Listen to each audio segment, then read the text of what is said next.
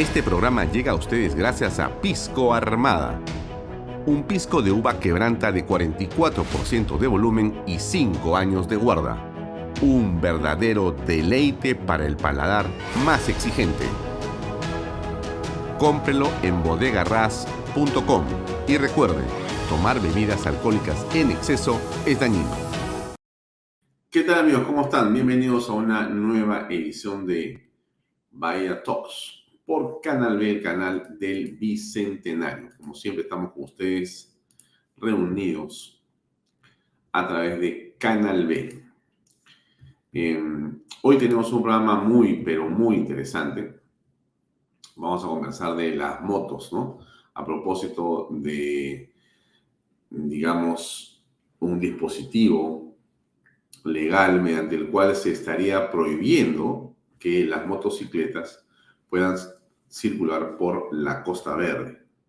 La pregunta que nos hacemos es no solamente cuál es la razón, sino si esto acaso es técnicamente correcto. Y por eso hemos buscado conversar el día de hoy con un especialista, un hombre que sabe mucho de transporte, que lo hemos tenido invitado acá, por cierto, en varias oportunidades, y que es nada menos que Edwin Bertiano. Va a estar con nosotros para conversar in extenso sobre lo que ha sido, digamos, la evolución de la movilidad, del transporte en la ciudad de Lima, pero también cómo es que creció la ciudad, por qué de ser una ciudad ordenada pasó a ser una ciudad que para muchos es caótica en cuanto al transporte, y en qué nos hemos convertido ahora, y en todo caso, qué cosa pasa con la Costa Verde, por qué esta prohibición de las motocicletas ahí, qué cosa es lo que ha dicho la autoridad, qué cosa es lo que pasa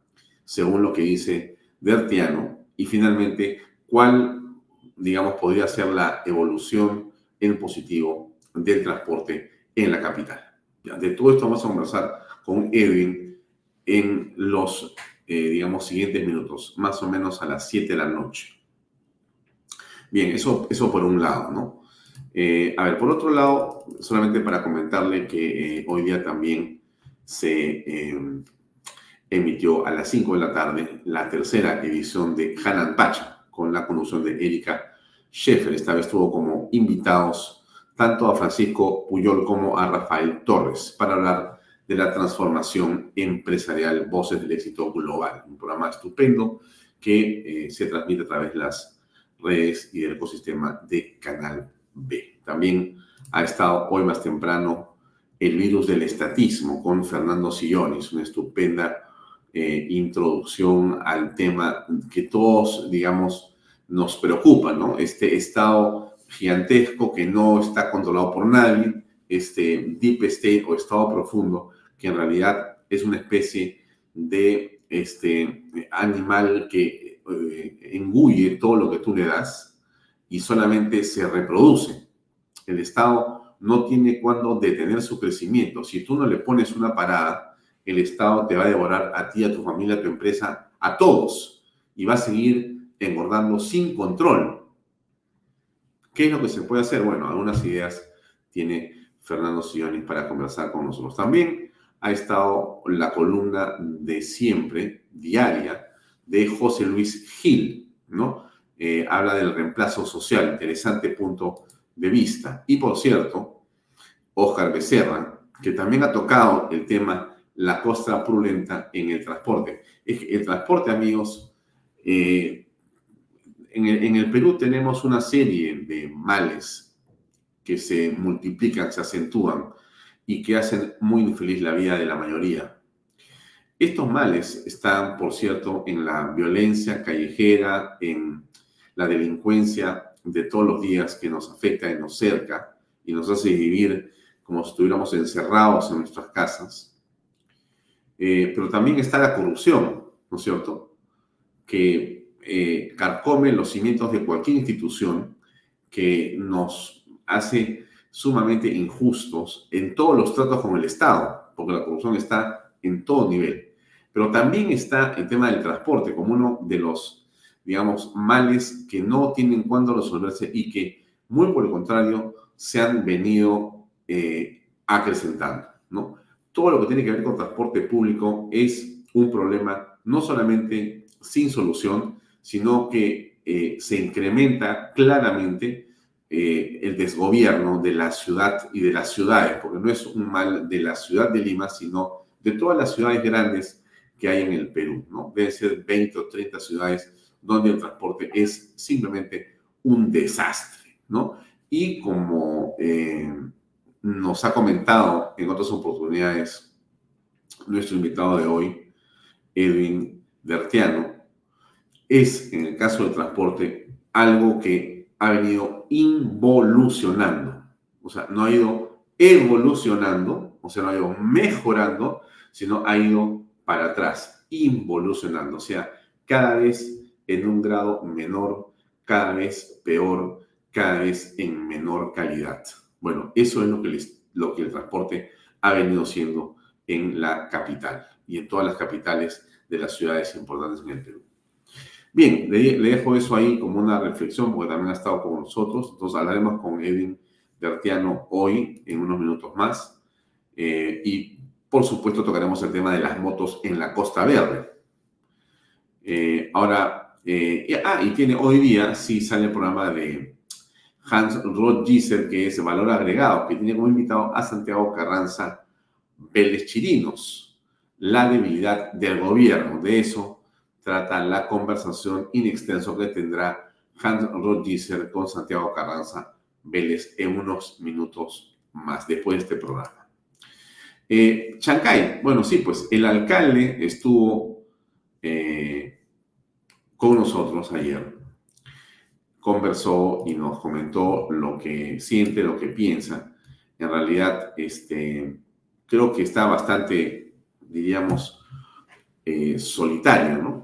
No da la impresión de que se hubiera logrado conectar, comunicar mejor con el gobierno. Muy por el contrario, la impresión que nos da a nosotros es que el gobierno tiene un discurso que va por un lado y la realidad es que en los hechos no usa la chequera.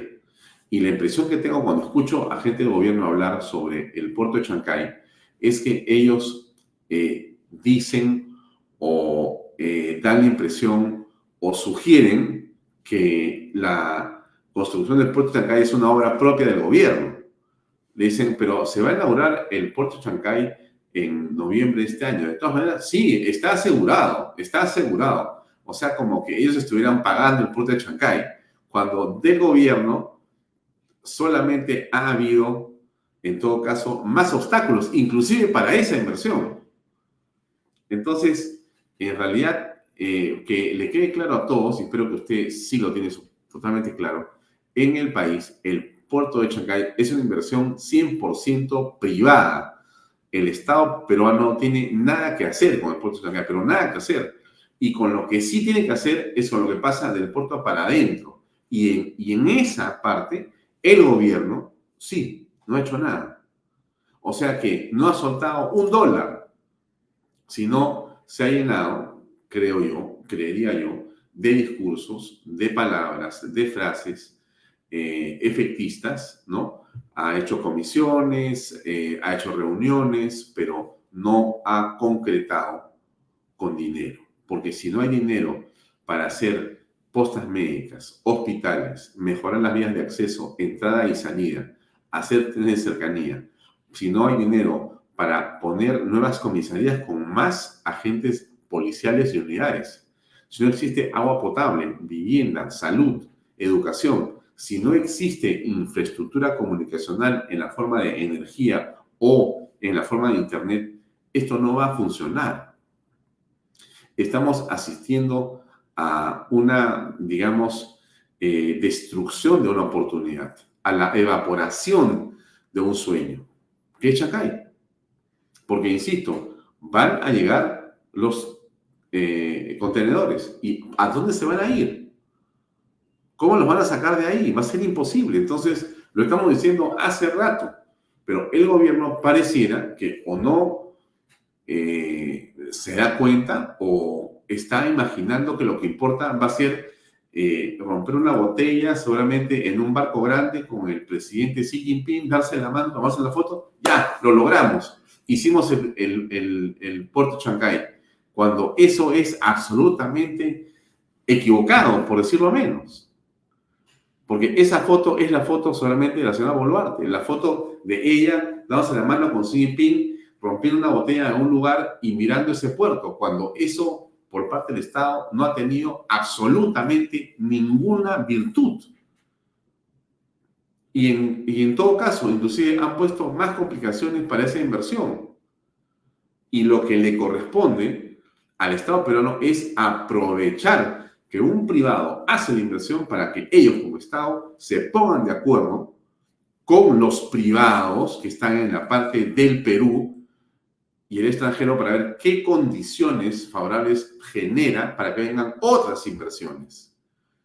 Y de eso, la pregunta es, ¿dónde está exactamente lo que ha hecho el gobierno? ¿Dónde y quién del gobierno nos puede contar qué historia se ha producido? Porque los únicos que se han movido, por lo menos lo que hemos visto nosotros, es a los señores del CIMA y la Marina de Guerra del Perú, que ha hecho un trabajo estupendo, extraordinario. Lo ha contado acá su comandante general, el almirante Luis Polar, lo ha comentado el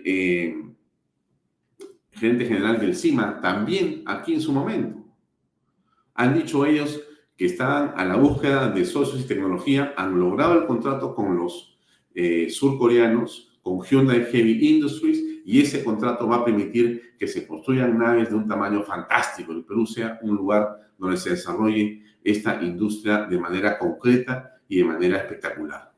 Bueno, eso sí ha funcionado, pero eso es de una institución que es la Marina de Guerra del Perú. Lo está haciendo por su lado también DP World y APM Terminals, que son otros operadores del puerto en otra parte.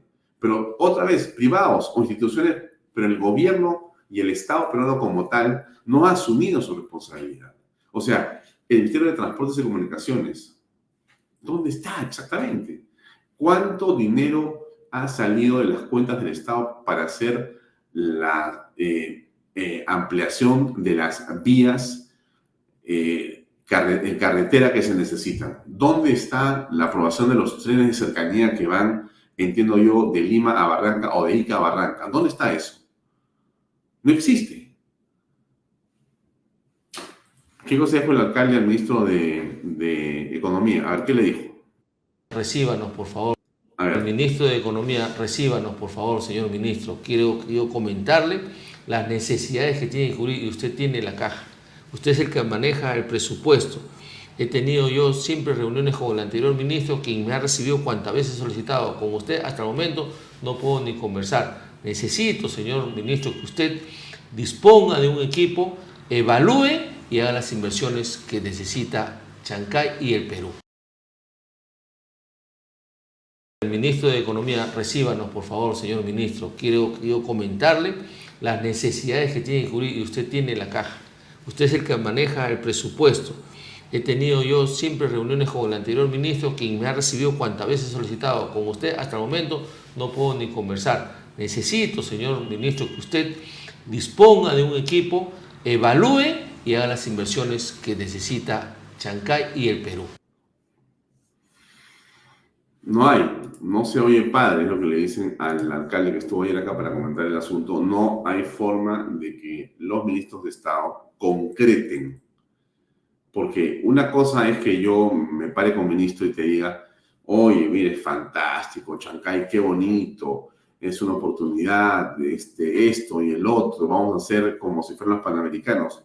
Bacán, todo eso más los aplausos, súper. Pero después que bajas del podio, la pregunta es, ¿dónde está? ¿Dónde está? Bueno, no está. O sea, el alcalde lo ha dicho acá, a mí me da un poco de, no sé si es risa o pena. Acá lo dijo en otra entrevista el alcalde. ¿Qué fue lo que dijo? Pedí 50. Me dijeron, te hemos aprobado 8. Dijo, ya, dame los 8. Ya, pasa por el ministerio. Ya, toma, son 2 el desembolso inicial. Pero me dijiste 8, sí, pero 2 para comenzar. Ok, dame los 2. Bueno, a ver, tal fecha, ven, fue, sí, acá quiero que 400.000 soles. Así como yo le estoy contando, es una especie de broma esto. Entonces, ¿cómo se piensa asumir el reto que implica una inversión como la que hacen los extranjeros? Y nosotros como Estado miramos todo esto con una indolencia y con una, digamos, indiferencia pasmosa. No puede ser. Bueno, sí puede ser, ¿no? Sí está siendo así. Antes de hablar de las motos, hablamos de Carlos Álvarez, que estuvo en Huancayo, es una obra social muy importante. A ver, escuchemos.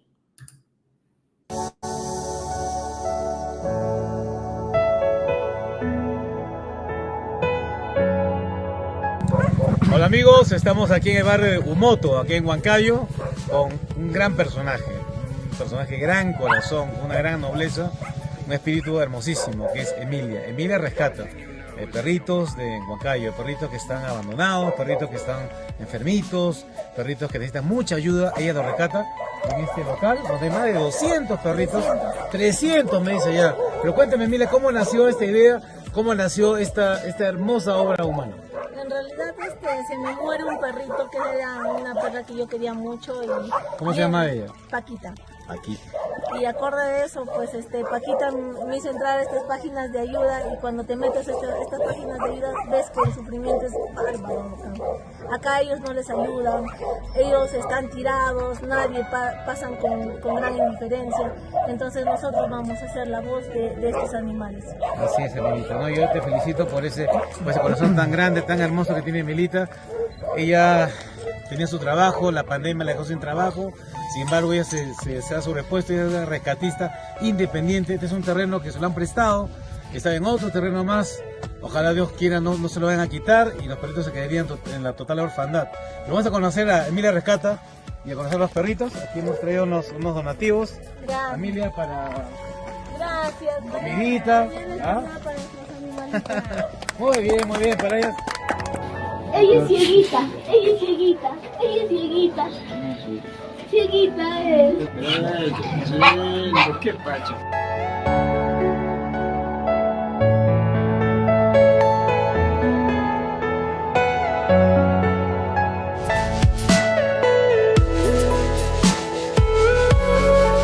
Bien amigos, estamos aquí con Emilia Rescata, un gran ser humano, un corazón inmenso. Bueno, necesitamos mucha ayuda para acá, para los perritos. Son más de 300 animalitos. Son perritos que ya recuerdo que son abandonados. Por eso el mensaje es, no seas tan basura, no seas tan mala persona, no seas tan innoble, no seas tan desgraciado de soltar o dejar un perrito abandonado, o un perrito que maltrates, un perrito que necesita mucho amor, mucho cariño. Y estos son cachorritos que han sido abandonados, cachorritos. Estos cachorritos a la intemperie se pueden morir de frío, ¿sí o no? ¿Quién les va a atender? ¿Quién les va a ayudar a darle un alimento? Y Emilia sale a la calle con su equipo, que es un equipo extraordinario, tan humano, y los rescata. Por eso, adopta un animal y nunca abandones un perrito, nunca lo dejes en la calle. Hemos visto acá el trabajo que ellos realizan y es hermoso. Hay perritos muy viejitos, hemos visto perritos también que necesitan ser operados. Si una veterinaria puede apoyar, que venga acá también. Y todos aquellos que puedan traer comida, ¿qué más necesitan? Dime, para que... Nosotros necesitamos arrocillo, croquetas, necesitamos detergente, lejía, necesitamos todo, hasta frazaditas, necesitamos casitas, todo acá vale. En este albergue todo vale y todo sirve y todo lo recibimos con amor. Muy bien, te felicito Emilia y en lo que podamos ayudarte con este albergue, que son más de 300 perritos, mira, se durmieron ya, para ayudar. Y te felicito por ese corazón tan noble que tienes. ¿Ah? Y sobre todo cuidar tantos perritos que ellos son tus hermanitos de 4 patas, tus hermanitos menores, que tanto queremos, nuestras mascotas sobre todo.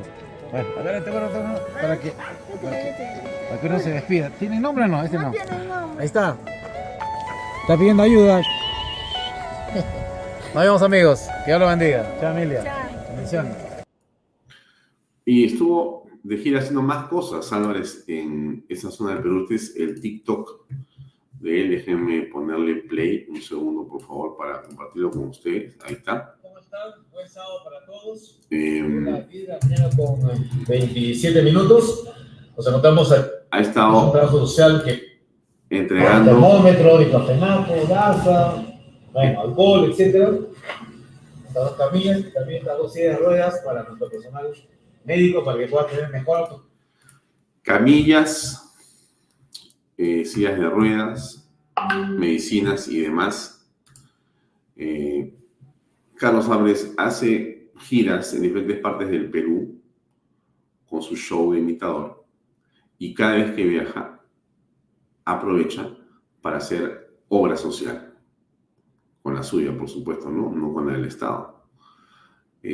Una labor que nos parece encomiable, que hay que subrayar y que hay que imitar y a la que hay que sumarnos. Me parece que es la manera de ayudar, ¿no? Bien, algunas otras cosas importantes. Sí, esto de proinversión, miren, para llenarse de optimismo, o un poquito, ¿no? A ver.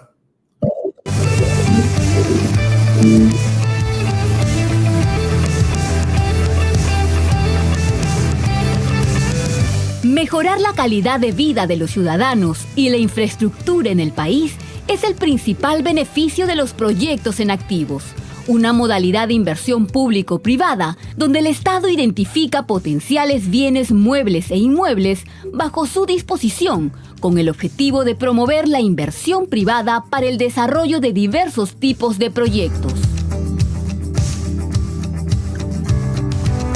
Esta modalidad viene siendo utilizada cada vez más por diversas entidades públicas para el desarrollo de proyectos a favor de sus regiones, como viviendas de interés social, banda ancha para la conectividad integral y desarrollo social, terminales terrestres, parques zonales, teleféricos turísticos, entre otros.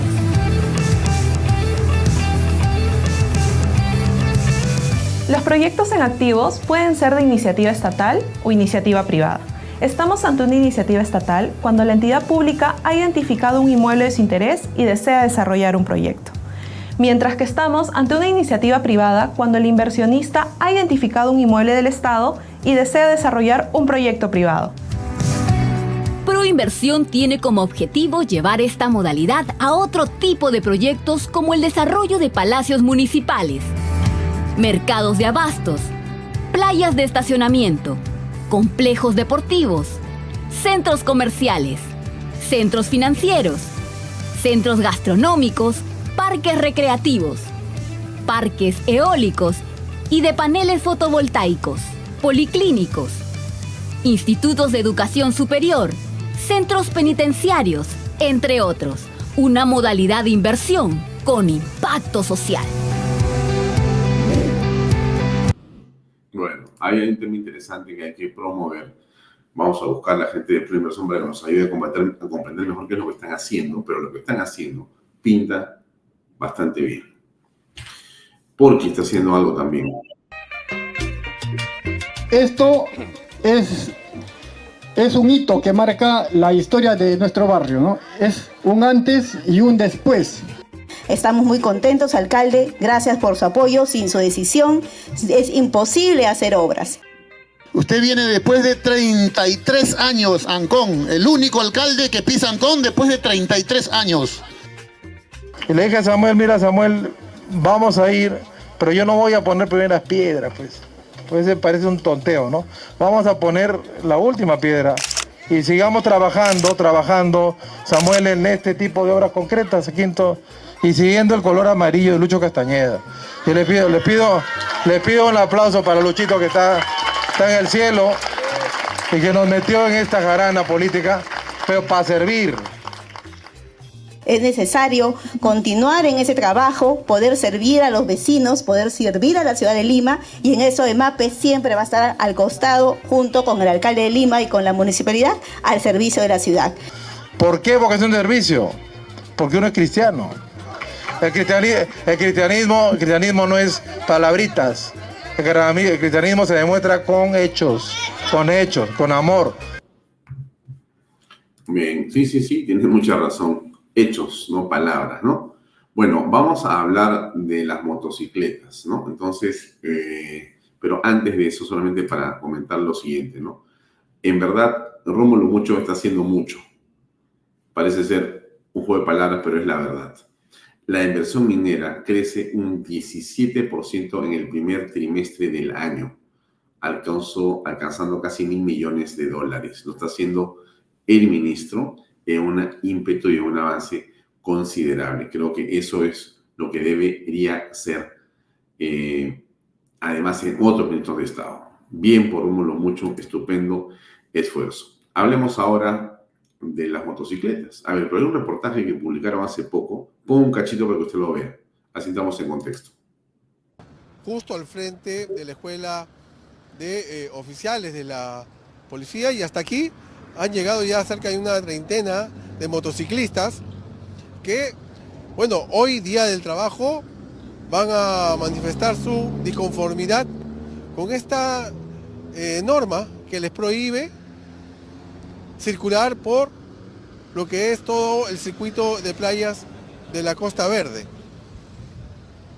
Si bien ellos creen que la norma no se ajusta a la realidad, ya que en la Costa Verde hay ciclovías, la gente cruza sin usar los puentes, entonces ellos creen de que esta posibilidad de que ellos se les prohíba, pues no se ajusta a lo que se puede ver y observar justamente en la Costa Verde. Vamos a conversar con uno de ellos. Hola, ¿cómo estás? ¿Cómo te llamas? Qué gusto, Daniel. Daniel, a ver, dime, ¿cuál es la razón principal por la que las motos sí pueden circular por la Costa Verde? Primero porque la Costa Verde no es una ruta prohibida para motos, porque no es como la vía expresa, o sea, no es una vía expresa, es una vía común donde hay negocios, hay muchos lugares turísticos, hay restaurantes y es el principal sitio que conecta las casas y los trabajos para muchas personas. ¿Tú cuántas veces circulas por la Costa Verde, por ejemplo? Casi a diario. Sí, de Barranco para Miraflores o para San Miguel, es por trabajo, yo vivo por ahí también. ¿Y se ahorra mucho tiempo? Se ahorra no solo muchísimo tiempo, sino también que es mucho más seguro a estar ocupando lugares muy cargados de tráfico. Muchas gracias, muy amable. Es una de las personas que luego van a desplazarse por la Costa Verde, aunque ya nos han dicho que ya hay un contingente policial que se encuentra al ingreso de la playa de la Costa Verde en el sector de Chorrillos. Bueno, a ver, de esto vamos a conversar con uno de los hombres que sabe más de transporte en el Perú, desde nuestro punto de vista, que es Edwin Dertiano. Motos en la Costa Verde, pero vamos a hablar de lo que ha sido la evolución o la involución del transporte en el país, para que usted tenga una idea de que esto de la Costa Verde se inserta en un contexto donde se ha venido involucionando, retrocediendo, perjudicando y haciendo de menor calidad el transporte público en el país. Así que lo dejamos con eso. Vamos entonces con la entrevista con nuestro invitado. Adelante, por favor.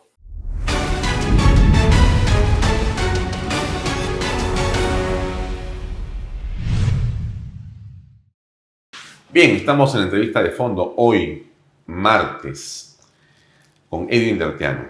Edwin, ¿cómo estás? Gracias por acompañarnos. Un gusto, Alfonso, como siempre. Bueno, siempre es un gusto hablar contigo porque no solamente eres un especialista en el tema del transporte, sino que conoces la historia, o en todo caso te voy a pedir que nos ayudes a poder transcurrir rápidamente por lo que ha sido la historia de la movilidad del transporte en el Perú. Así la gente va a poder entender mejor los problemas que tenemos hoy día, si conocemos cómo fue que se originó el transporte en la ciudad de Lima. No sé, ¿por dónde quieres comenzar?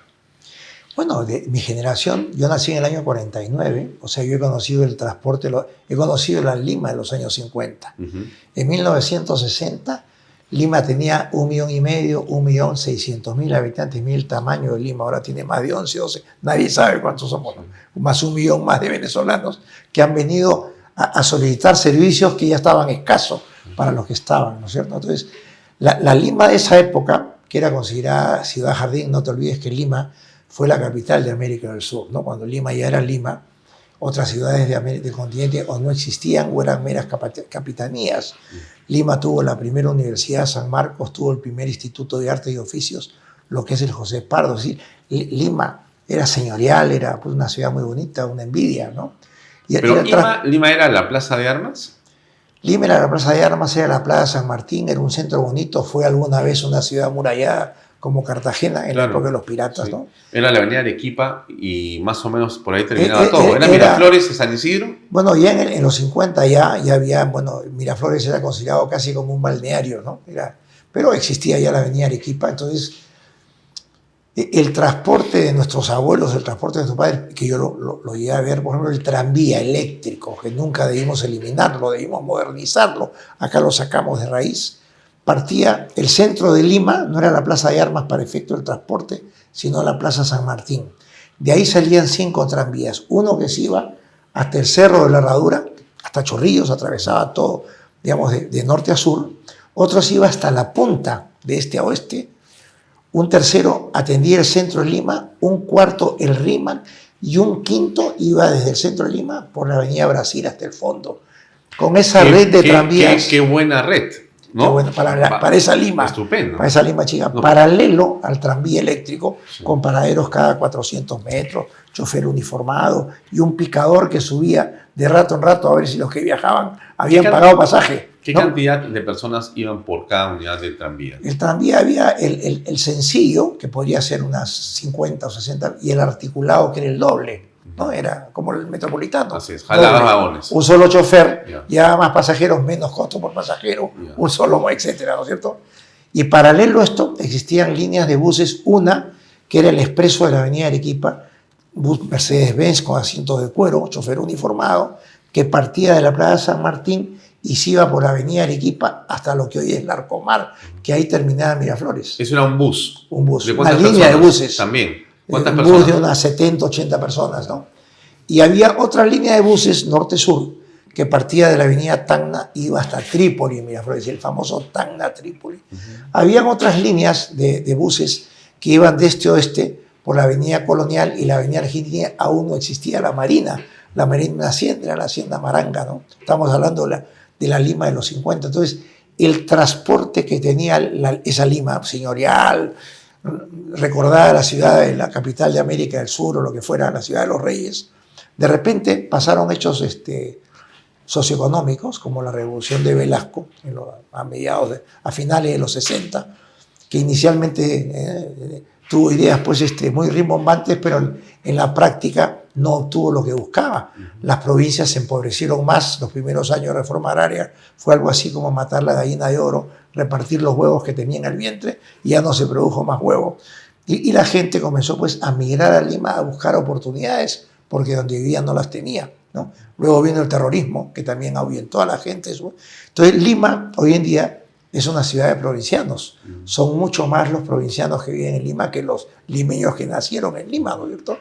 Y a esto se sumó hace poco la invasión de ese millón de venezolanos, que si ya la ciudad, en fin, no atendía las diversas necesidades de sus habitantes, ahora tiene que atender o mal atender bruscamente a 1 millón. Entonces el transporte es dólar, ¿no es cierto? El bus vale dólar, los repuestos valen dólar, el combustible, los lubricantes siguen dólar.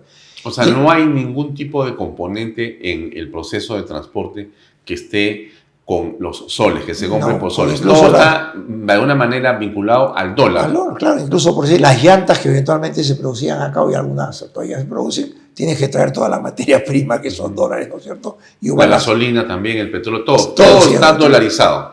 El Perú de los 50 y mediados de los 60 era un país de una economía muy estable. O sea, los peruanos no habían tenido en la historia un motivo por el cual salir del Perú a buscar futuro en otro lado, como si lo habían tenido chilenos, argentinos, uruguayos, que habían tenido crisis antes que nosotros, y llegaban argentinos, chilenos, uruguayos, ¿no es cierto? Entonces, la primera crisis que motiva la salida de peruanos al extranjero fue en los años a finales de los 60 por esta revolución de Velasco, y ahí comienza a producirse la devaluación del sol. Y esto fue fatal en el transporte, porque al devaluar el sol, el costo en soles del transporte sube, entonces hay que subir el pasaje para que los ingresos estén equilibrados con los gastos, ¿no? El transporte requiere reparar, mantener, renovar y vivir. Quien preste servicio, sea empresa o persona, son 4 pilares. Ahora sí le ha añadido contaminar menos, ¿no? Pero en el Perú no se cumplen. A partir de esa época dejó de cumplirse, ¿no es cierto? Estos requisitos del transporte. Entonces, como políticamente no convenía subir el pasaje, lo mantuvieron, y uno a uno iban muriendo los buses, que eran de la ciudad, eran compañía paramunicipal de transportes, Enatru, lo que fuera, y iban muriendo los buses y la gente amontonándose, ¿no es cierto? O sea, la subvención era imposible, no había plata, y entonces no había repuestos, no había llantas, iban muriendo, iban destruyéndose. Claro. Ese activo que era el bus, claro, se iba deteriorando. Claro, y saliendo de circulación. Así es, entonces se amontonaba la gente en el paradero y tu tiempo de viaje aumentaba, ya no llegabas en el tiempo, estabas esperando el bus que no llegaba o lo que fuera. ¿no? Porque en las épocas de las que tú refieres, me imagino que de la Plaza San Martín a Chorrillos debe haber sido cualquiera que sea el tiempo, pero un tiempo preciso. Mucho más corto que ahora. Ese tranvía solamente paraba cada 400 metros o el bus de la avenida. O sea, solamente en media hora, 40 minutos. Sí, claro. ¿no? Entonces, pero siempre al mismo tiempo. ¿Ah? Siempre al mismo tiempo. O sea, había un itinerario. Ya sabías tú que... puede ser que lleguen 2 horas, no. Había un itinerario. En las horas punta se soltaban más tranvías y más buses. En las horas valle, que llaman a las 10, 11. No había tanta informalidad como ahora. A toda hora hay gente en la calle. ¿No? En esa época la gente estaba trabajando en las fábricas, en las oficinas. En la calle había muy poca gente. Ahora con la informalidad hay todo el día gente en la calle vendiendo, comprando, ¿no? Pero era otra ciudad, ¿no? Mucho más chica. No había barriadas todavía. Era una ciudad de norte a sur, ¿no es cierto? Los balnearios, Lima, Lince, Miraflores, San Isidro, Miraflores, Barranco, Chorrillos, ¿no? ¿Qué había hacia el este? Lima terminaba en lo que es la vía expresa hoy, que antes es por donde pasaba el tranvía. Entonces, cuando te decían al otro lado de la línea del tranvía, era como decirte, los extramuros de Lima. Fuera de Lima. Fuera de Lima. O sea, ir a San Borja o a no existía Monterrico, La Molina. No.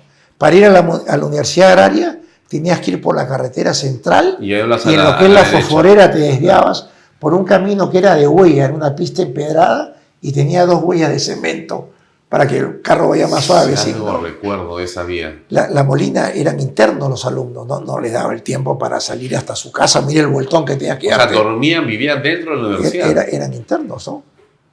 He tenido tíos que estuvieron en la Molina, internos, ¿no? ¿Y en qué momento explota la ciudad de Lima y se convierte en lo que más o menos vemos ahora? Esto que estamos hablando, la industria comienza a aparecer comienza a fortalecerse en los años 50, una industria primaria, ¿no? Curtiembre, fábrica de zapatos, fábrica de vidrio, confecciones. ¿Eso está ubicado en dónde? La se avenida comenzaron Argentina, a ubicar. Colonial, esas avenidas que están ahí. Ahí comienzan, en esa zona, esas fábricas. Una zona industrial. Entonces, ¿quién iba a ser el obrero de hoy? El peón de ayer. ¿No? El hombre que trabajaba en el campo, iban y lo inquietaban. Oye, ¿cuánto ganas en el campo?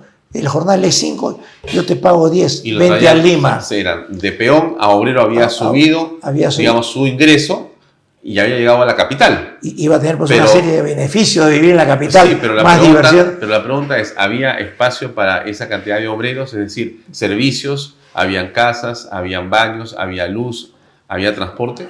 Bueno, Pedro Beltrán, que llegó a ser uno de los mejores ministros de Economía que hemos tenido, y era dueño de La Prensa, entonces el segundo principal periódico, compitiendo con El Comercio, era una especie de gestión de hoy, un periodo de consejo económico, y él dio la voz de alarma, dijo, están viniendo gente a trabajar en esta industria que nace, pero Lima no está preparado para recibirlos, ni ellos tampoco preparados para vivir en Lima. No hay varios obreros que con ese sueldo que le han ofrecido, él pueda alquilar un cuarto o lo que fuera. Entonces se produce un fenómeno social, socioeconómico, si quiere. Se forma la primera barriada de Lima, le llamaban barriadas, porque Lima, no te olvides que toda nuestra costa es un desierto, interrumpida por pequeños ríos con valles pequeños, Lima es uno de ellos. Entonces todo lo que rodeaba Lima era un arenal, un desierto, y esta pobre gente que venía de provincias invade ese arenal y se forma la primera barriada que era San Martín del Porras, ¿no? ¿Por qué en esa zona? Porque estaba cerca de la avenida Colonial y la avenida Argentina, ahí vivían los que iban a trabajar en las fábricas, ¿no? O sea, eso fue un barrio de ex peones, nuevos obreros. Nuevos obreros. Espacios para vivir, barriada, porque no tenían, digamos, una estructura de desarrollo arquitectónico ni citadino, sino estaban como apiñados ahí. Claro, como puedan, ¿no? Vino la época de la estera, primero ponían la estera se fue cambiando por triple, el triple por cementito y después fue la gente pujante, pero ahí comienza el caos de Lima, porque eso no estaba planificado, nada estaba planificado, ni agua, ni desagüe, ni transporte, y así comienzan el resto de barriadas. Luego en la época del gobierno militar se les cambió el nombre por Pueblos Jóvenes, porque la barriada era ofensivo, pero cambiaba ese nombre, pero la realidad era la misma. Entonces esta Lima comienza a crecer de manera explosiva, sin ninguna planificación y el caos que tenemos ahora, ¿no es cierto? Si tú ves la Lima antigua, estaba perfectamente planificada, vinieron arquitectos europeos, la diseñaron, incluso había armonía en los diseños. Tú vas a la Plaza San Martín, Plaza de Armas, a la Lima Antigua y ves que había cierta armonía de diseños. Ahora tú vas a cualquier barrio y la casa del costado no se parece en absoluto, ¿no? Ni en color, ni en forma, ni eso, un arroz con mango. Sí, pero a ver, ¿en qué momento, Eden, se pierde el sentido de la planificación? Porque tú dices, hubo un momento en el que vinieron arquitectos, urbanistas, planificadores, y desarrollaron un modelo de ciudad. Claro. Con servicios, con idas, venidas, parques, demás. ¿En qué momento eso desaparece y entonces se suelta en la ciudad prácticamente? Se suelta la ciudad. Yo creo que ¿Por qué un detonante fue mediados de los 60, ¿no? Viene el golpe en el 68 y viene toda esta invasión de gente de provincias escapándose de su provincia por diversos motivos, falta de oportunidades, falta de educación, atraído por trabajos mejor remunerados, entre comillas, pero que no le alcanzaban para vivir decentemente con lo que ganaba, y se va formando este cordón a pulso, ¿no es cierto? Todas las barriadas que son hoy día pues son enormes, ¿no es cierto? Ya son ciudades, pero que crecieron sin ninguna planificación, sin ningún gusto, sin ninguna estética, simplemente como han podido. La gente invadía, hacía su comité y hacía su trazado de avenidas y calles como buenamente podían, y se iban a buscar que le instalen agua, luz, y fueron creciendo de esta forma, ¿no? Te echaban la casa entre varios, hoy te echamos tu casa, mañana la mía, ¿no? A pulmón, ¿no es cierto? El peruano es bien resiliente en ese sentido, hay la parte buena y la parte mala, ¿no es cierto? Y el transporte, como te mencionaba, cuando decidieron no subir el pasaje, comenzó pues a ir muriendo y la gente amontonándose. Entonces a alguien se le ocurrió, ¿por qué no liberamos el transporte? ¿Por qué no permitimos que el privado invierta? Como no tenemos plata o no queremos invertir en transporte, que el privado lo haga. Y el pobre privado pensó que se le presentaba una oportunidad interesante. Entonces, ¿cuándo fue eso? Comienzo de los 70, ¿no? Entonces, el privado quiso, se fue a las ensambladoras que en esa época teníamos y se compraba un Dodge D300, que era un camioncito ligero. Habían varias empresas que carrozaban, como Morabeco, por ejemplo, ¿no? Te ponían una carrocería y aparecen los microbuses, y el nombre te dice micro, más chico que el bus, ¿no? En un medio de transporte se busca que sea lo más grande posible, porque el costo por pasajero baja cuanto más grande es el medio. Un jumbo tiene un costo de transporte por pasajero mucho más bajo que un avioncito de 50 asientos, ¿no es cierto? Un camión semi-trailer con carreta, su costo por tonelada, en la medida que ella carga, es mucho más bajo que un camioncito pues, de 4 o 5 toneladas, ¿no? El transporte es igual. Entonces este pobre microbusero, sin darse cuenta, estaba haciendo dos involuciones. Una, yendo hacia un vehículo más chico, y encima ese camioncito venía con motor gasolinero, y el bus que estaba reemplazando era con motor diésel. O sea, más caro el combustible y menos capacidad de transporte. Tú lo has dicho. Entonces, has subido en esa época, tienes dos ataques a tu precio. 3, ¿no? Claro, una es el más chico el vehículo. Costo por persona sube. Claro. Y dos, el costo por kilómetro sube. El petróleo en esa época era mucho más barato que la gasolina, cosa que no pasa ahora. Claro. ¿No? Y tercero, que un motor de gasolina te da mucho menos kilómetros por galón que su equivalente en diésel. Tercer tema. Tres temas, ¿no? Y comienza esta invasión de Lima, ¿no? de microbuses, que en su ignorancia dijeron, oiga, tengo que respetar paraderos. El autoridad le dijo, mi hijito, haz lo que quieras con tal de que no me subes el pasaje. Le aplicaron la misma receta que el transporte público, lo quebraron igualito. Duró lo que duró su microbús, ¿no? Y luego se fue hacia vehículos más chicos, a la Coaster, a la combi, al colectivo, al taxi, ¿no? Entonces el transporte en Lima no para de involucionar. Entonces mucha gente me dice, oye, no seas malo, porque ahí tenemos el metropolitano y tenemos el tren eléctrico. Ambos sumados a duras penas llegan al 7, máximo el 8% de la demanda de transporte en Lima. El 92 o 93% de la población de Lima se transporta en esa involución de cada vez un vehículo más chico, que ha venido a duplicar o triplicar los tiempos de viaje. Ahora, ¿eso que estás tú señalando es solamente en la ciudad de Lima o ha ocurrido en todo el Perú? En las principales ciudades se le aplicó la misma receta, Arequipa, Trujillo, o sea, proporcionalmente igual de profesionales. Este fenómeno migratorio Claro. Es nacional. No es la capital se vio inundada, no. Todas las ciudades grandes. Arequipa se llenó de puneños buscando oportunidades. Ya en Arequipa no hay arequipeños, digamos, Claro, sino muy así pocos, casi todos son los foráneos que han llegado Claro, y claro. que ya han hecho sus raíces ahí y que ya están ahí. Y tienes lo mismo, tú ves la antigua Arequipa era tan señorial como Lima. Claro. Es una belleza. Igual que Trujillo. Y la mantienen, ¿no? Así O es. Chiclayo, pero los sales fuera y encuentras en Arequipa cualquier cosa también. Bueno, lo que se ha llamado pues la cultura chicha o la Claro. cultura combi, ¿no? Pero no hay servicios tampoco, porque lo que pasa aquí con el agua potable, que no existe en las zonas periféricas de Lima, Millones. ocurre en todas partes de las ciudades importantes en el Perú. O sea, esto ha sido nacional. Así es. Ya. Y el Y transporte ahí ha ido de la mano, Alfonso, con algo gravísimo que lo conversaba yo con mi abuelo.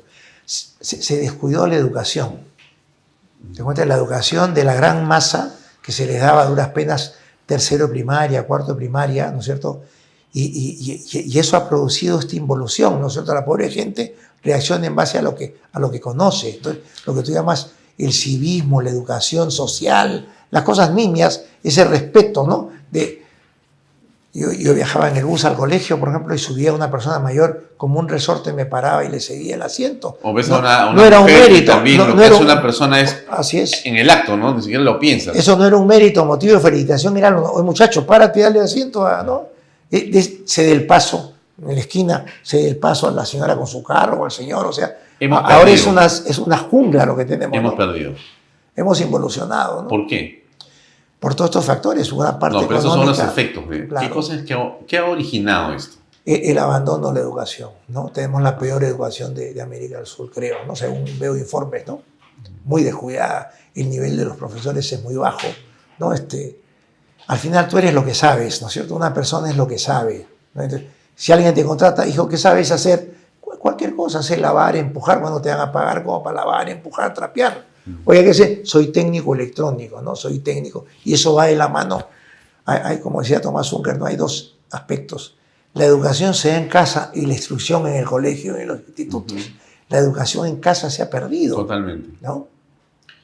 Porque la familia se ha ido desmembrando. Y además no ha tenido educación. Entonces, ¿no?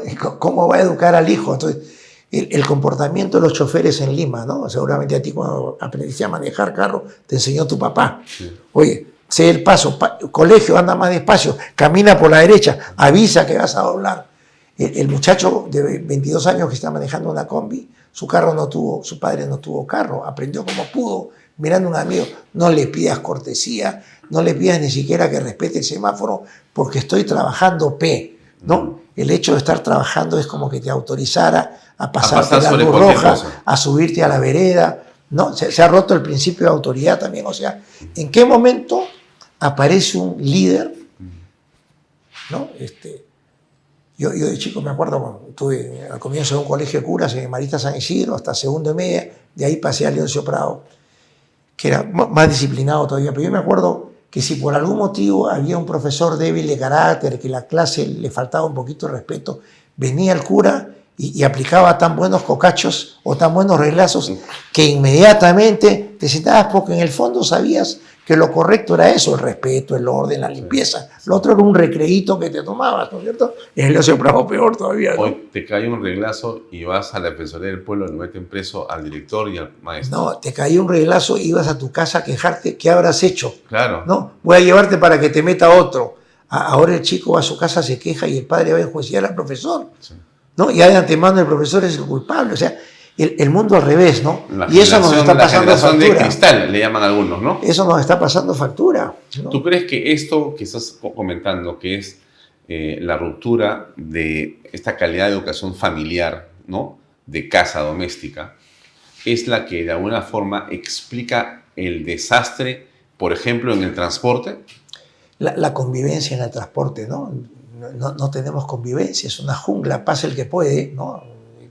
El carro más fuerte atropella al chico, ¿no? Ya, pero a ver, ¿y dónde sí hay un transporte bien bueno? O sea, ¿en qué parte del mundo tú aprecias que las cosas son como deben ser? Bueno, no tiene, obviamente Europa, China hoy día tiene un transporte maravilloso en base pues a un metro.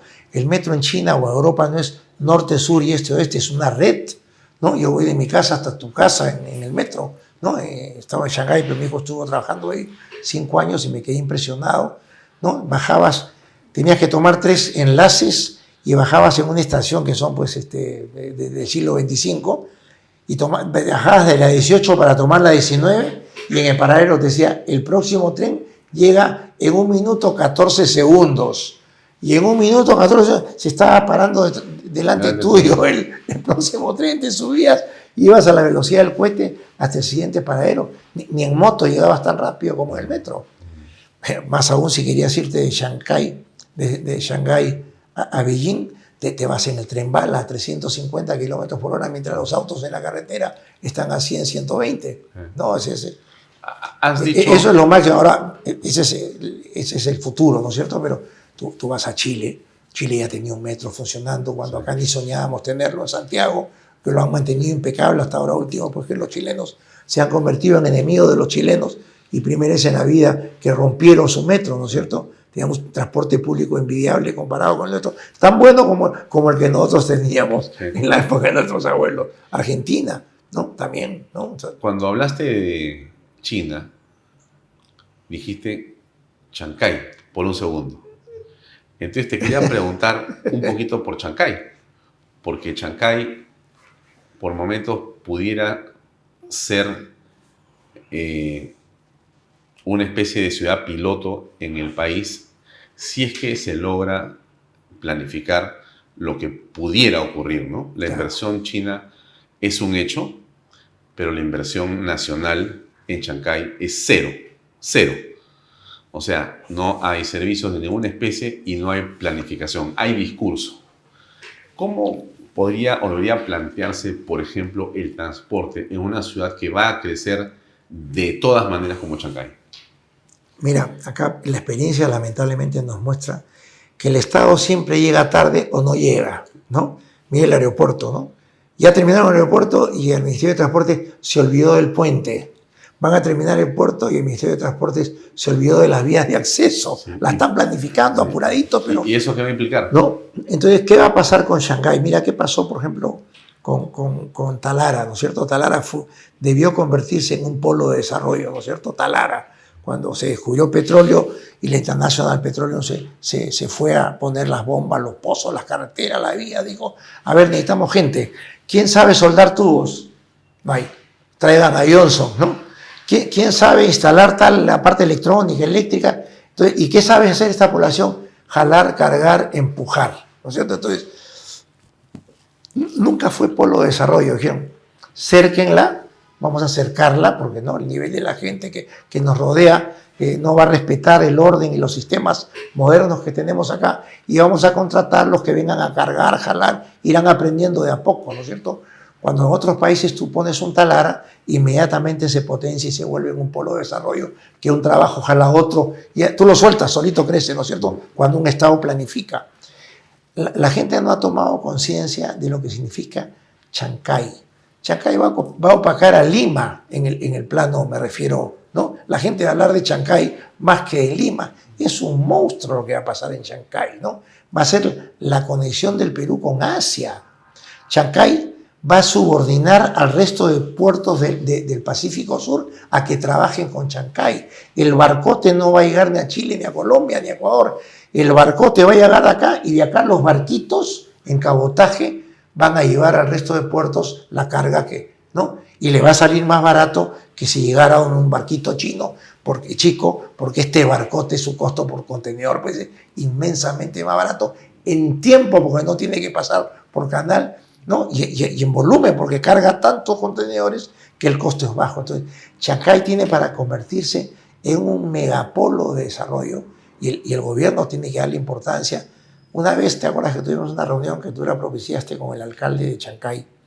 Que estaba ya preocupado porque decía, ¿cómo voy a manejar este monstruo? Yo soy una ciudad, pues no sé, de 20.000, 30.000 pobladores con capacidad para manejar esos volúmenes. Se me vienen unas inversiones tremendas que no me desborden, ¿no?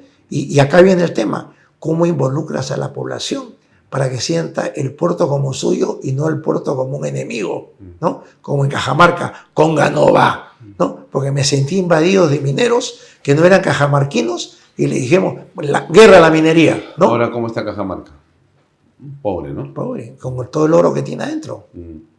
Pero ¿qué debería planificarse? Todo, ¿no? Sería planificar institutos tecnológicos que la gente comience a aprender, porque en Chancay se van a comenzar, se estoy hablando, que se quieren instalar diversas industrias por la cercanía al puerto, claro. Van a necesitar. ¿Y qué sabes hacer, hijo? Cargar, lavar, empujar. Eso ya tengo 100. Quiero pues técnicos en hidráulica, en mecánica, en electrónica, en textil, en soldadura, ¿no? Hay que poner, Senati debería ya estar pensando que hacer una tremenda sucursal en Chancay, porque se viene una inversión que va a desbordar a Chancay. Y cuando la desborda, va a ser invadida por extranjeros, como fue Cajamarca, ¿no? Cajamarca era ganadero. Entonces, ¿quién iba a trabajar en la mina? ¿Quiénes son mineros? El tanneño, el arequipeño, el puneño. Claro, y si iban todos estaban ¿cuánto ganaba invadidos por foráneos? Entonces, ¿cuánto ganaba el agricultor y cuánto ganaba el minero? Claro. Entonces venían, invadieron los restaurantes caros, los hicieron más caros. Claro, las camionetas eran de los mineros y se habían quedado abajo los citadinos de siempre. Miraban y decían, oye, con envidia. El cajamarquino veía pasar todo esto, además las cajamarquinas querían casarse con un ya no con un cajamarquino, sino con un niño, con un arequipeño. Claro, ¿cómo es posible? Eran los billetones, ¿no? Claro. Era el profesional, era el técnico, eso es que nos sirva de experiencia, Talara y Cajamarca, para que no hagamos lo mismo en Chancay, que no pase lo que pasó en Chimbote, ¿no? Así como ¿Qué pasó ahora, en Chimbote? Así como ves ahora, ¿no? La agroindustria es el boom, una entidad que ha venido, el sector que más ha crecido probablemente de nada a cerca de 8.000, 9.000, quizás 10.000 millones de exportación. Así fue la pesca. La pesca en el Perú creció primero de manera artesanal, Banquero, que fue el gran gestor, primero secaba el pescado en un patio, una losa de cemento, secaba al sol la anchoveta, luego la molía artesanalmente, la envasaba y hizo la harina. De ahí vino los tubos secadores con quemador de petróleo, ¿no? Y se fue automatizando y el Perú llegó a tener 1.500 bolicheras y capturar encima de 10.000, 12.000 toneladas al año. La plata del mundo. ¿Qué dejó en Chimbote esto? Además de bares y prostitución. Nada. Dejó universidades, dejó buenos colegios. Una buena pista. Dejó mal olor nomás, ¿no? Entonces, y estas experiencias tenemos que valorarlas, ¿no es cierto? Y que no se repitan. Chancay tiene para ser la perla del Pacífico. Esa es la palabra, la perla del Pacífico. Volvamos a la ciudad de Lima. El tráfico está tremendo. El alcalde ha ofrecido una inversión importante en vías, en mejoramiento de vías. Entiendo que mejoramiento, puentes, bypasses y otras cosas más, ¿no? Ha pedido dinero, ha conseguido levantar plata afuera y parece que va a conseguir finalmente tener esos fondos para hacerlo. ¿Qué piensas de eso? Dos cosas. Primero, que este alcalde es un empresario, digamos, hay que darle el beneficio de la duda porque a la luz de los hechos ha sabido ser exitoso como empresario, digamos, ¿no? O sea, ha hecho empresa en turismo, en finanzas, en lo que fuera. Digamos que esta experiencia o este conocimiento ahora lo está aplicando a su función como alcalde. Ojalá que no se vuelva político, que lo político no opaque al empresario y al gerente, ¿no es cierto? Hoy en día el transporte, el tránsito, todo esto, ya es un tema demasiado grande donde ya el sentido común y el criterio no bastan para administrarlo. Yo puedo tener buenas ideas, es decir, voy a hacer acá lo que él quiere hacer, por ejemplo, una pista elevada. Entonces, hoy día hay ingenieros de transporte, ingenieros de tránsito que dominan, que saben que cuando tú mueves esto acá, perjudicas allá. Si no lo sabes, crees que todo va a ser carne y te va a aparecer el hueso. Cuando tú aumentas la velocidad en el medio de una pista, preocúpate qué pasa al fondo de la pista, ¿no? Porque van a llegar carros a mucho más velocidad y se va a armar un nudo que no lo vas a poder desatar. Yo soy presidente de la Fundación Transitemos, que se creó justamente para colaborar con los alcaldes y con las autoridades con el Ministerio de Transportes en el mejoramiento del transporte y el tránsito. Ya tenemos más de 11 años y hemos tenido una excelente relación con las administraciones municipales, incluyendo la actual, ¿no? Que tratamos de aprovechar experiencia ajena. En varias oportunidades hemos traído ingenieros viales. Trajimos a Lima, ponte, antes que se inaugurara el metropolitano, a todos los que lo inauguraron en sus países. Al que lo inauguró en Bogotá, de donde hemos copiado, en Curitiba, que es de donde copió Bogotá, México, que copió, todos copiaron, como una cosa anecdótica. El alcalde Lerner, que creó este sistema que es hoy día copiado, ¿no es cierto?, de buses articulados que circulan en un corredor con muy pocas intervenciones o cruces que te permite más velocidad, más pasajeros hora, dijo, cuando yo vi esto en Lima, dije, esto es los Ícaros. La primera ciudad que tuvo un corredor con buses articulados fue el San Juan de Bedoya con los Ícaros. ¿Cómo pudimos poner retroceso a la involución que te he dicho, mientras que Lerner puso primera y se lanzó al futuro? Cosas interesantes, ¿no? Lerner decidió hacer un día una línea que iba fuera de la ciudad y lo criticaron. Y dijeron, oiga usted, ¿por qué ha hecho esta línea de su metropolitano en una zona donde no hay nada? Porque quiero que ahí haya algo. Planificó, das transporte, le das sangre, le das alimentación, ¿no es cierto? Entonces, descentralizas. Mira, hemos sido la primera ciudad de América del Sur con un corredor con buses articulados y ahora somos la peor ciudad en transporte, ¿no es cierto? Entonces, hay que, como decía un amigo, siempre hay que preguntar al que sabe, ¿no? Quiero hacer algo de tránsito, llámate a un ingeniero de tránsito, alguien que lo haya hecho, ¿no? En la ciudad vas a ahorrar plata y tiempo. Oye, transporte, tráete un ingeniero de transporte en Perú, no hay poquísimos, casi no hay, ¿no?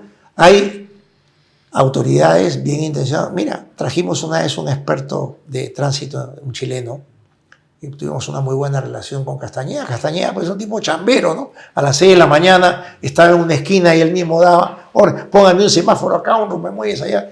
¿Qué le dijo este chileno cuando se veía el caso justamente de la Costa Verde? Dijo, si la Costa Verde, que tiene una velocidad nominal de 80 kilómetros por hora, tú la bajas a 60 kilómetros por hora, van a poder fluir más carros por hora, porque a 80 están llegando a las salidas a mucha velocidad y se hacen nudo que hasta te atracan abajo, cosa que lo ves, ¿no? En las horas puntas ya no es fluido, porque las salidas están tan atracadas. Pero ¿no? a 60 sí fluido. Claro, porque llegando a 60 vas a desatorar menos, o sea, se va a atorar menos. Técnica, es un tema de técnica. El vial dijo, te va a pasar esto, y si lo bajas, te pasa tal cosa. Sabía, la causa-efecto, digamos, ¿no? Claro. Es como todo, pues yo ya no te puedo... ¿Y le hizo caso? Se bajó en zonas, ¿te has visto que se fue bajando en zonas? Sí, claro.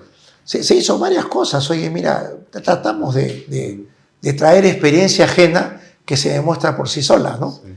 Ahora, ¿cómo pasamos a esta discusión, conversación, polémica sobre las motos?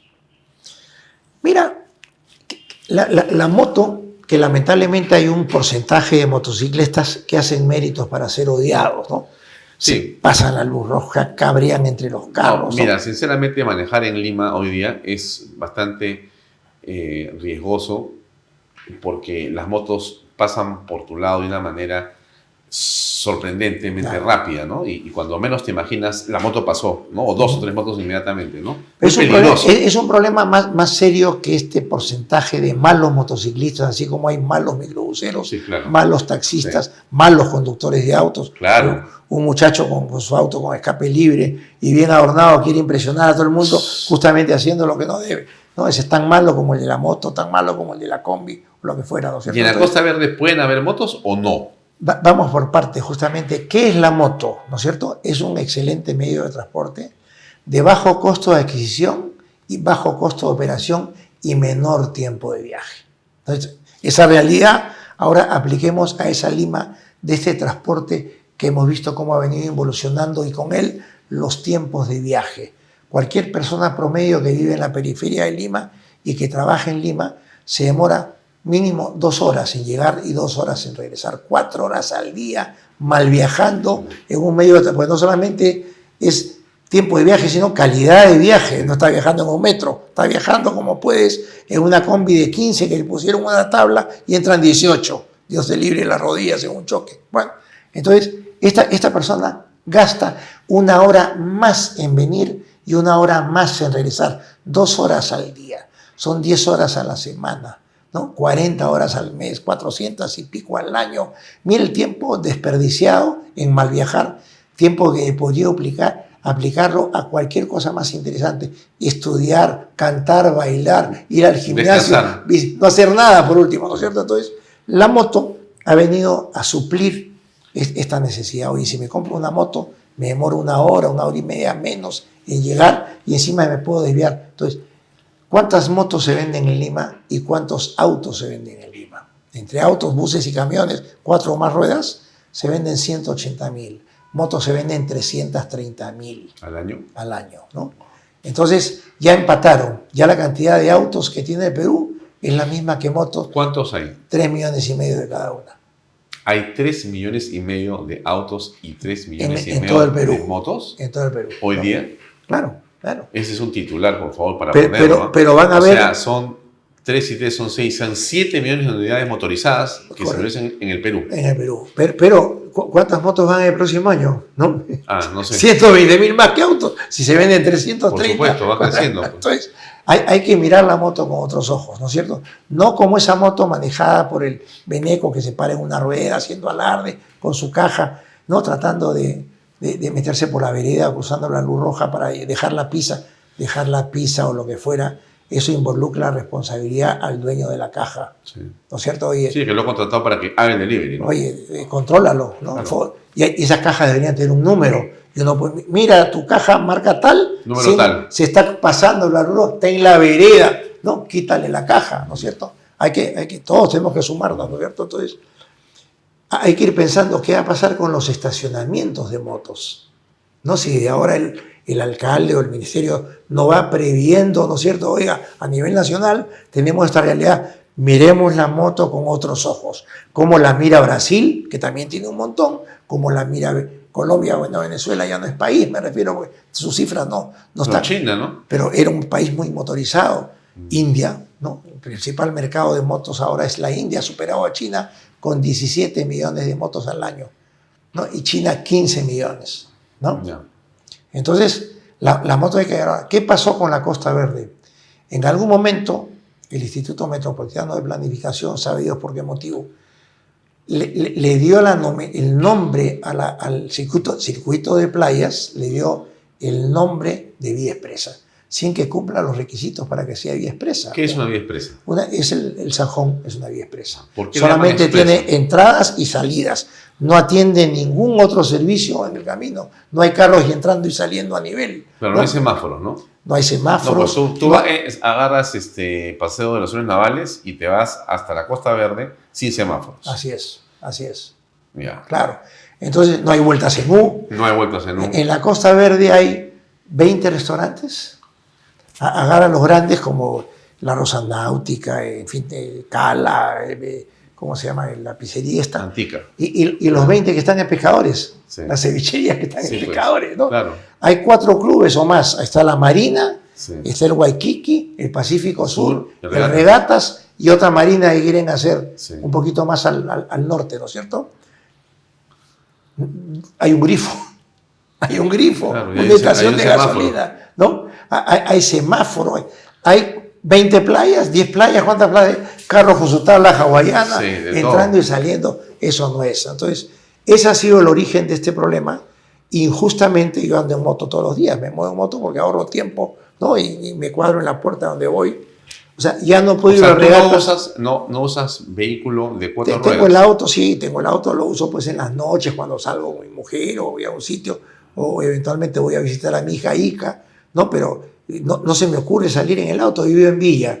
Si saliera en el auto apenas entro a Huaylas, ya estaría en fila india, caminando pues a... Francisco Pizarro, hace 500 años, 200 años, 500, en 1521, ¿no es cierto?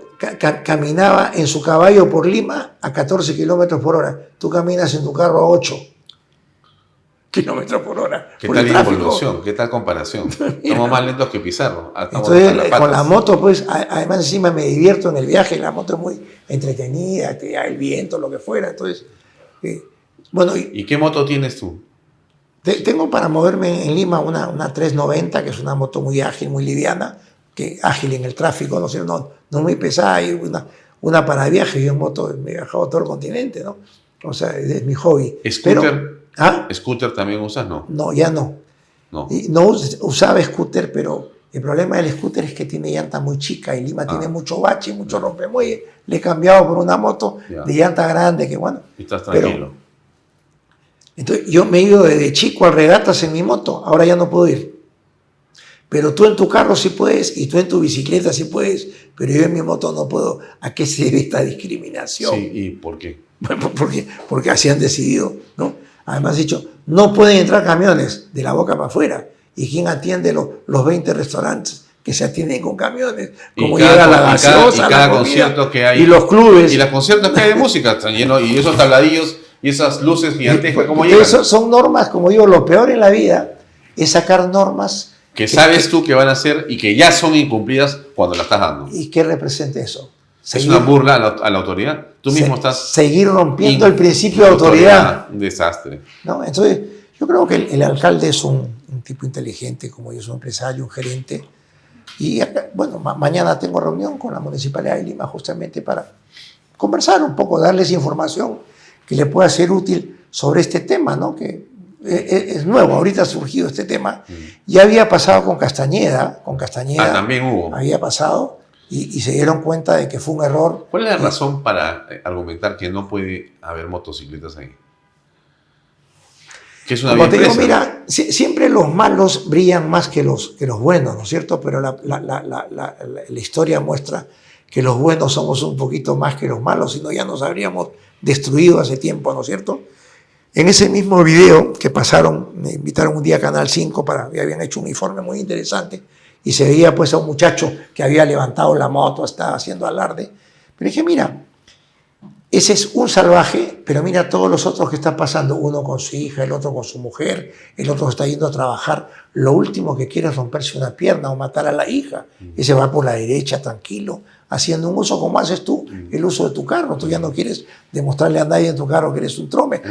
Lo último que quieres tener es un choque, perder tiempo. Igualito pasa. Entonces, la gente que trabaja en su moto, porque no solamente trabaja la gente en la moto llevando mensajes o en delivery, ¿no? Hay el pata que repara computadoras, que seguramente viene a tu oficina a repararte viene en su moto, porque puede atender mucho más clientes que subiéndose una combi, claro. ¿No es cierto? Entonces hay mucha gente, ¿no? Mucha gente ha almorzado hoy día gracias a la moto, mucha gente va a recibir sus remedios a la moto y te va a salir más barato el remedio que si fueras a comprarlo, lo pides y viene en la moto.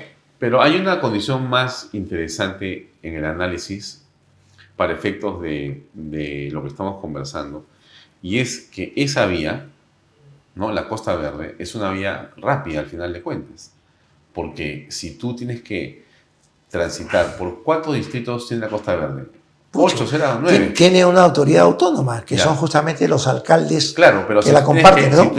Si tú imaginemos que cierres la Costa Verde y vayas con tu tráfico por arriba, es imposible, te vas a hacer 3 horas o 4. Desde Chorrillos a la punta, ¿cuánto te vas a demorar manejando? Claro. En moto. Claro. Ahora es 1 hora y media. Claro. O sea, es una locura. En cambio, por abajo vas de un solo tramo. Ya Lima depende de la Costa Verde. Ahora ¿no? Sí dependemos de la Costa Verde. Y más, vamos a depender más todavía cuando se conecte el aeropuerto con la nueva ciudad aeropuerto.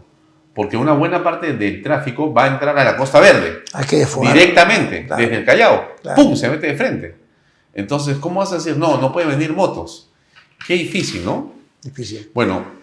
Ahora, la gente se ha quedado pensando, pues cuando habla de moto es un vehículo menor, que así se le dice legalmente. Creen que pues la motito, la bicimoto, que corre 60, una moto 125 corre 100 kilómetros por hora, que es la velocidad máxima legal que se permite, 80 en las vías rápidas, está ampliamente calificada para ir al mismo ritmo del auto, ¿no? O sea, no es un vehículo en desventaja. Entonces, hay que integrarla y no segregarla, ¿no? Hay que hacer escuelas de manejo que no hay, ¿no? La gente está comprando una moto, le enseñan a moverla y sale a la calle, ¿no? La policía tiene una buena escuela de manejo que podría ampliarse como un ingreso, ¿no es cierto? Como en otras ciudades, al infractor se le quita la moto y va una semana a clases, ¿no?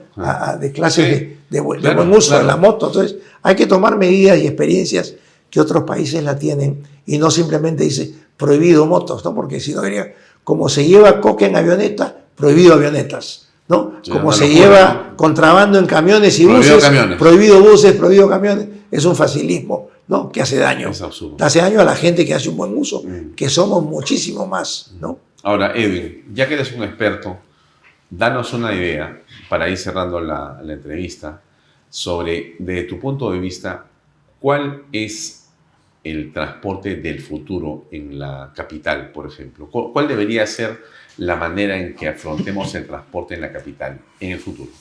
Bueno, el futuro está dado, como digo, el transporte es una técnica, ¿no es cierto?, que no la vamos a inventar. Entonces tú dices, ¿cómo resuelve su transporte Shanghái, ¿no?, que es una ciudad del futuro, o cualquiera europea, Alemania, ¿no es cierto?, con transporte público masivo, ¿no?, eléctrico, que no contamina, metros que van bajo tierra y no generan tráfico. Entonces su velocidad de viaje, la cantidad de pasajeros por hora en un sentido, pues es inmensamente mayor que el que puedas hacer en superficie. Uno, ¿no?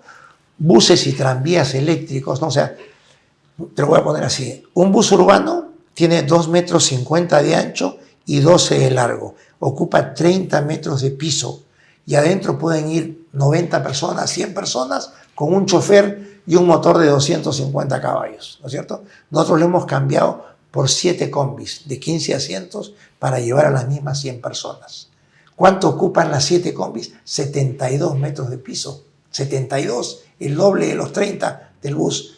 Además necesitas 6 choferes más que el bus y la suma de los motores de las 7 combis dan 400 caballos más que el bus. Mire el costo por pasajero. ¿Y quién paga este sobrecosto? El transportista. Porque lo que está cobrando no le va a alcanzar para mantener, reparar, renovar y vivir. Le alcanza para mantener y vivir, ¿no? Pero ¿cuánto congestionó? Y si esos 100 pasajeros los quieres meter en un taxi, ocupan 1.500 metros cuadrados de piso. Lima, que debería tener 85.000 taxis como Buenos Aires, que es más grande, vamos a darle 85.000, tiene más de 220.000. Calcula, cada 100 taxis se llevan 1.500 metros de pista de Lima, 220.000, ¿cuántos metros de pista se llevan? Se acabaron las pistas, ¿no? O sea, hay lugares donde tú ves 1, 2, no, ves 20 o 30 o 40 taxis, uno cuadrado de otro esperando. Eso, ¿no? Y el pobre taxista, ¿no es cierto?, con lo que cobra, porque acá no hay peaje, tú en cualquier, perdón, ¿cómo se llama taxímetro? Taxímetro. Tú en cualquier ciudad te subes un carro, el taxista ¡pac!, baja su palanca. No hay conversación, no hay esos segundos, jefe, ¿cuánto me cobra por llevarme a 15? No, 10 te pago, trazas en 12. ¿Por qué 15? ¿Por qué 10? ¿Y por qué 12? ¿No? El taxímetro ha sido una cosa hecha científicamente que mezcla tiempo y recorrido. Entonces, cuando llegas a tu destino, 12, 13, 18, lo que fuera, pagas sin chistar, porque ha sido científicamente, ¿no es cierto?, hecho, ¿no? Entonces, ese es el transporte masivo, a su majestad el bus, que ocupa menos espacio tienes que darle prioridades. Pero estamos con la línea 2 todavía no inaugurada, ¿no? Y que parece que se inaugurará solamente todavía muchos años más. Pero sale la 3 o la 4 o la 5 o la 6. Y se olvidan de expropiar. Da la impresión, es una cosa de loco. Da la impresión de que los trenes solamente los veremos, bueno, yo creo que ya no los veré, en 50 o 60 o de repente en 100 años. Pero eso parece una burla, ¿no? Bueno, mira, es que el tema, el Ministerio de Transporte y las autoridades que tienen que estar conectados con el mundo. ¿Qué está pasando con el mundo, no? Tú dices, hay que reducir la contaminación, hay que reducir... Somos 8.000 millones de habitantes que vivimos en este planeta, nunca hemos sido tantos. Según los expertos, no debiéramos ser más de 5.000 millones, que es lo que está, cifra que se viene manteniendo mucho, pero somos 8.000 millones. Y para atender la demanda energética de 8.000 millones en transporte, en iluminación, en industria, estamos quemando 100 a 110 millones de barriles de petróleo por día. Cada barril tiene 42 galones. Es un lago, ¿no? Entonces, no tienes que ser científico para decir a este ritmo un producto que la naturaleza se demora millones de años. Pronto. ¿No? Según los optimistas, en 75 años, los pesimistas en 40 y tantos, pero los dos coinciden que se acaban, ¿no es cierto? Y este líquido maravilloso que concentra mucha energía en un galón, no te ves que con un galón de petróleo es un carro moderno, puede hacer 60 kilómetros de recorrido, es una maravilla. Con un tanque de 10 galones, 600. ¿No? Estamos hablando de autonomías tremendas. Llenarlo es rapidísimo, te demoras minutos en llenar el tanque, ¿no? Ha sido una maravilla, ha sido pues el oro negro, pero tiene dos problemas: se va a acabar y al quemarlo contamina. Entonces hay que sustituirlo, o al menos hay que ahorrarlo, ¿no? ¿Cómo lo ahorras? Haciendo vehículos que den más kilómetros por galón. En el Perú hemos agarrado, le hemos quitado 7.8% a la gasolina y le hemos puesto alcohol. Estamos ahorrando, ¿sí? Y el diésel le hemos quitado 5%, por eso se llama gasol. Y el diésel, el biodiesel, le hemos quitado 5% de petróleo y le hemos echado aceite, ¿no? Entonces, estamos ahorrando, estamos prolongando la agonía, ¿no es cierto? Pero ¿qué está haciendo el mundo desarrollado? Más que eso, ¿no? Su transporte público lo ha volteado a la electricidad. ¿Cómo producen la electricidad? Tratan de producirla con medios sanos, ¿no? Las hélices, estas gigantes que ves sembradas en toda Europa, la solar, que es tremenda, las mareas, usan las mareas. Hay 1000 formas, ¿no es cierto?, que están tratando de producir corriente de manera limpia, ¿no es cierto? Entonces, estamos conectados con eso en absoluto, ¿no? Acá estamos, vemos el auto eléctrico, oye, mi vecino, oye, qué bonito tu carro eléctrico, ¿no es cierto? No es tampoco la gran solución porque tiene una serie de huesos, pero va a ser una de las soluciones, digamos, ¿no? Pero hay que priorizar el transporte público para que los tiempos... En Europa, ¿tú crees que la gente, tú irías a trabajar en tu carro, tienes carro en París, donde fuera, pero serías loco ir en tu carro a trabajar? Nadie. Porque te va a costar más plata y más tiempo ir y venir. Claro. El carro lo usas en la noche, el fin de semana. Sí, ¿no? Claro. Y a eso tenemos que ir, eso tenemos que entender. Pero no la combi, pues. Pero acá se sigue vendiendo no el colectivo, el bus, ¿no? Claro. El bus. O sea mira, Nueva York, que es una ciudad que tiene transporte público, tiene metro, ya colapsó. Entonces el alcalde ha dicho, ¿cómo hago para descongestionar? Agarró una avenida y dijo, esta avenida solo van a circular buses y le voy a dar preferencia al bus. Cuando llega el semáforo, el bus tiene un sensor, se pone en verde. Entonces tú estás, oye, mi vecino el otro día ha sido ida y vuelta y ha usado menos tiempo en el carro y se ha ahorrado el estacionamiento, yo me subo al bus. Entonces, no es por imposición, mira la ventaja que te ofrezco. Claro. Deja el carro en casa y súbete al bus, ¿no? Tiempo y dinero, las dos cosas. Hay gente, yo tengo amigos que están en la ruta del Metropolitano y trabajan en la ruta, les sale más a cuenta irse en el Metropolitano. Ahora sí. ¿No? ¿Y cómo es posible que no tengamos contrato en el Metropolitano? Porque no hay un contrato hasta este momento. O sea, están los buses circulando... Ya tienen 11 años. Ya envejecieron. Ya tienen que cambiarlos. Ya están pero no hubo contrato. No los han pagado. Porque como no les ofrecieron, no les dieron lo que los ofrecieron, todo esto ha quedado en stand-by, esos buses se los soplaron a COFIDE, no los han pagado. Y hay que cambiarlos. Pero son los incumplimientos de todos. ¿Quién va a financiar la renovación con esta amarga experiencia? Entonces, todo está concatenado, o sea, alguien tiene que mirar el transporte con otros ojos, no podemos seguir haciendo más de lo mismo. Pero ¿quién tiene la obligación de verlo? Todos, pero todos es nadie, ¿no? El gran rector del transporte es el Ministerio de Transporte, aunque delegue el transporte urbano a los municipios, quien decide cómo debe ser el bus, de qué tamaño, todo eso lo norma el Ministerio de Transporte, claro, ¿no? ¿Y esta autoridad autónoma, esta ATU, Autoridad de Transporte Urbano, sirve? Sirve. Nosotros tuvimos un rol un poco protagónico con la ATU, porque trajimos un experto que venía acá y no tenía interlocutor y encontró que Transitemos era un interlocutor válido, el profesor Nick Tyler, que es el que estaba reestructurando el transporte de Londres, ciudad de 11 millones de habitantes, que sí tiene un buen transporte, lo estaba reestructurando porque ya se les había quedado corto. Y cuando vino acá, vio el problema del Lima y Callao, dijo, cuando dos ciudades conurban y una se monta o se traslapan, no pueden haber dos autoridades, porque una autoriza combis, la otra autoriza combis y nadie es culpable. Entonces se tiene que hacer una autoridad única, y eso es la ATU, ¿no? Una autoridad única para Lima y Callao, ¿no? Que fue bueno, pero ya tiene 5 años. Sacaron a la primera jefa de la ATU, que por formación no la debían sacar porque a un ministro no le gustaba, tenía que cumplirse autónomo, tenía que cumplir sus 5 años. La sacaron porque a alguien no le gustó, se le reemplazó por otro, Y cuando este estaba en funciones, descubrieron que este otro tenía un anticucho que tenía que salir por el anticucho que tenía por un trabajo anterior, y han nombrado a la actual jefa que tiene que administrar la ATU hasta julio, donde se vencen los 5 años, y tiene que nombrarse un nuevo directorio, ¿no? Entonces, ¿cómo hacemos para avanzar? Porque debería ser, tú dices que debería ser como una especie de BCR eso. Tú lo has dicho. O sea, qué buen ejemplo. Autónomo. Autónomo. Que no depende de gobiernos, de ministros, ni del Congreso, sino ya se nombra y sigue para adelante. ¿Quiénes forman la ATU, no?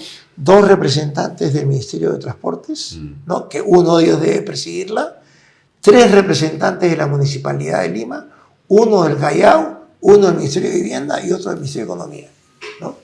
Es el ATU. Pero tienes que mandar que estos representantes no sean un mero, que sepan de transporte, ¿te das cuenta? O sea, yo no te puedo operar pues el corazón con sentido común y criterio, tengo que ser un neurocirujano, cardiólogo, ¿no? Yo no voy a inventar cómo se opera el corazón, ¿no? Igualito pasa con el transporte, tiene que haber ingeniero de transporte, ingeniero de tránsito, capacitar gente, mandar a países vecinos más avanzados unas pequeñas, ¿no? maestrías cortas de que vean cómo funciona eso para aplicarlo acá, ¿no? Acá se han hecho estudios para tapizar Lima. Acá han venido los franceses, los japoneses, pero caramba, falta justamente, tú le puedes sacar a un provecho a un asesor siempre y cuando sepas lo que haces, ¿no? El asesor te va a hacer que tú hagas mejor lo que haces, pero si eres ginecólogo y estás a cargo del transporte, ¿de qué te sirve el asesor? Solamente para cobrar el honorario, ¿no? Bueno, para cerrar, entonces, ¿tú le ves esperanza a este asunto de las motos? Yo pienso que sí, porque tiene que darse cuenta el espacio que se ha ganado la moto justamente por no tener un transporte público eficiente. Hay 2 países en América del Sur donde se venden más carros que motos, Perú y Colombia. ¿Qué tienen en común Perú y Colombia? Somos los más pobres, ¿no? O sea, por decirte, los consumos de Perú y Colombia en relación a sus poblaciones son bajísimos, ¿no? Por ejemplo, Colombia, con 39 millones, casi 40, es más grande que Argentina de habitantes. Lo máximo que ha llegado a comprar han sido 300.000 autos, pero 650.000 motos, casi 800.000 motos un año. El Perú, con 33 millones, ha llegado a comprar 180.000 autos y 420.000 motos. Ha sido la cifra tope, ¿no es cierto? Entonces, ¿qué tienen en común? Muchos años de terrorismo, donde las inversiones crecieron a menor velocidad que la población, ¿no? Y eso devino en que son los países con más emprendedores como consecuencia del anterior. Cuando la población llega a la edad de buscar un trabajo, como nadie invirtió para que lo tenga, tienes que buscarte tu trabajo, de todo tipo, ¿no? Tú te has buscado el tuyo, eres comunicador, ¿no? Me he hecho mi canal. ¿Te das cuenta, no? Entonces, y así el pata de la esquina, el periodiquero, el bodeguero, el que hace tamales, humitas, el que tiene una peluquería o el que tiene 20, comenzó con una. No somos el país de emprendedores igual que Colombia, ¿no? Entonces se venden más motos que autos, ¿no? Hay que aceptar eso y hay que hacerles un sitio, porque como digo, es un excelente medio de transporte, como cuando se usa bien, ¿no? Pero los pocos que la usan mal no pueden afectar a los muchos que la usamos bien. Muy bien. Edwin, gracias. A ti. Seguimos adelante. Ajá. Amigos, eso es todo por hoy. Nos vemos hasta mañana. Gracias por acompañarnos. Buenas noches. Este programa llega a ustedes gracias a Pisco Armada. Un pisco de uva quebranta de 44% de volumen y 5 años de guarda. Un verdadero deleite para el paladar más exigente. Cómprelo en bodegarras.com y recuerde, tomar bebidas alcohólicas en exceso es dañino.